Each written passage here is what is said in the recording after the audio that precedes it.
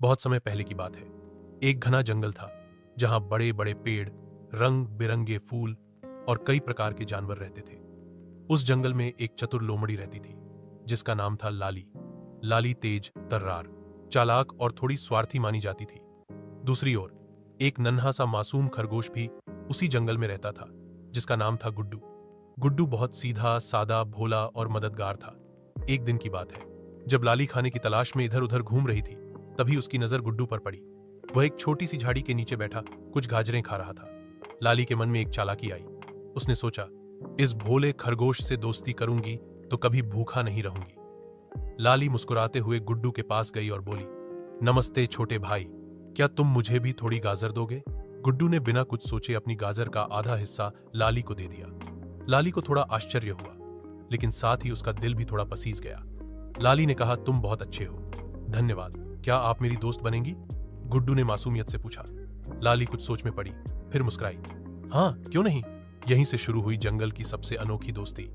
गुड्डू और लाली अब रोज मिलते। कभी लाली जंगल से फल लाती तो कभी गुड्डू गाजरें और पत्तियां इकट्ठा करता। दोनों साथ खाते, खेलते और जंगल में नई नई जगहों की खोज करते। धीरे धीरे लाली का स्वभाव भी बदलने लगा। एक बार की बात है, जब लाली बीमार पड़ गई। वह अपने बिल से बाहर नहीं आ पा रही थी। गुड्डू रोज उसके लिए खाना लाता, उसके सिर पर पानी रखता और उसके ठीक होने की दुआ करता।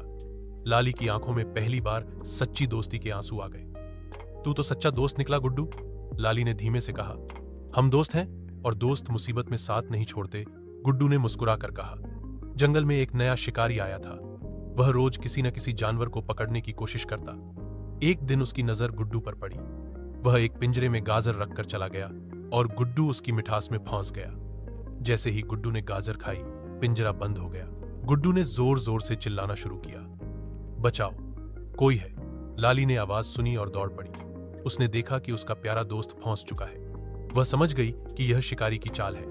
लाली ने अपने चतुर दिमाग से एक योजना बनाई। वह पास के पेड़ों से बेले और झाड़ियां लेकर आई और शिकारी के रास्ते में एक जाल बिछा दिया। जैसे ही शिकारी आया और पिंजरे की ओर बढ़ा, वह खुद लाली के जाल में फंस गया। शिकारी का पैर एक लटकी हुई बैल में उलझ गया और वह उल्टा लटक गया। इसी बीच लाली ने जल्दी से पिंजरे की चाबी उठाई और गुड्डू को आजाद कर दिया।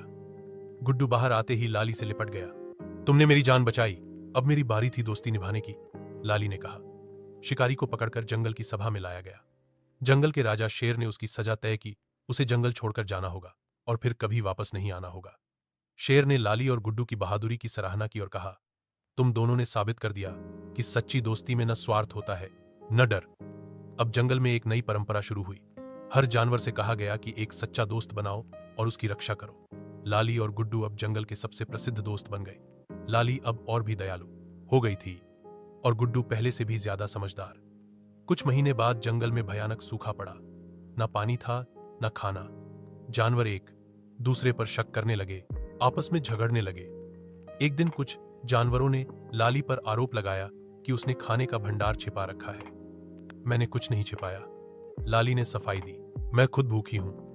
लेकिन कुछ जानवरों ने उसकी बात नहीं मानी और उसे जंगल से बाहर निकालने की मांग की। गुड्डू बीच में आया और बोला, अगर लाली बाहर जाएगी तो मैं भी जाऊंगा। जंगल की सभा में सन्नाटा छा गया। राजा शेर ने गुड्डू से पूछा, तुम्हें कैसे यकीन है कि लाली निर्दोष है? गुड्डू बोला, मैं उसे जानता हूं, उसने मेरी जान बचाई है। ऐसा कोई दोस्त कभी विश्वासघात नहीं कर सकता। राजा ने जांच के आदेश दिए और अगले ही दिन पता चला कि असली दोषी कोई और था। लाली को माफी मिली और उसकी सच्चाई सबके सामने आ गई। सूखा खत्म हुआ, बारिश आई और जंगल में फिर हरियाली लौट आई।